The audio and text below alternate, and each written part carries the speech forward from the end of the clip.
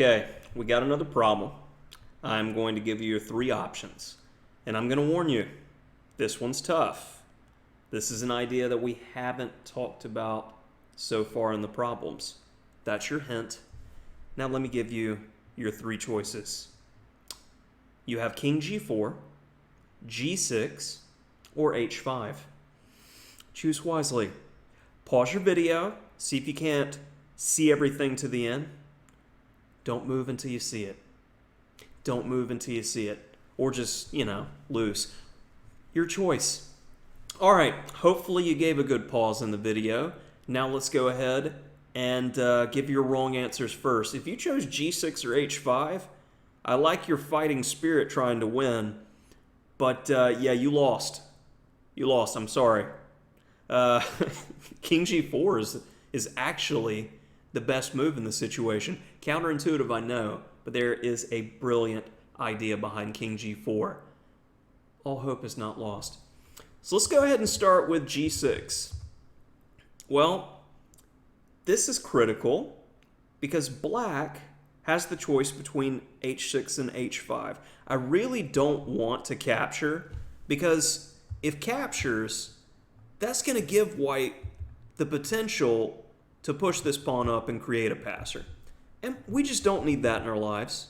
So what's the difference between H6 and H5? H5 says no. No, no, no, no, no.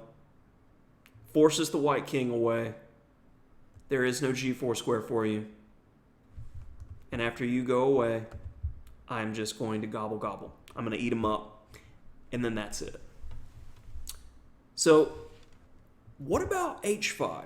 H5's like, okay, looking for this massive breakthrough. So this is another pause moment. What is the best defensive move for Black here? Okay, hopefully you paused and figured it out. H6 is the way to go because after captures, White again is forced away from the defense of his pawns and gobble, gobble. Yeah. So how in the world does King G4 save this position? If you haven't figured it out yet, give it one more shot. All right. I am moving forward. King G4. King E5, he's going after our pawn.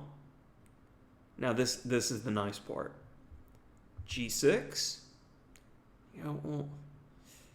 Okay, it's making sense. Well, what about if he takes? I'll take, check, and he's got a passer, but we're back to that idea that I mentioned in a previous variation, and we got ladies on the board, and that's about as drawn as it gets. So coming back after G6, the other move is H6. And it was a move that we saw in a previous variation where Black was able to play H5 to deprive White of using the G4 square for his king. This is why. After King H5, Black captures, and that's stalemate.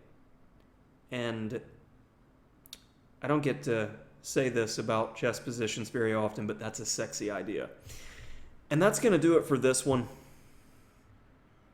If you're not enjoying endgames, this is endgames done quick. I'm sorry, because I like this.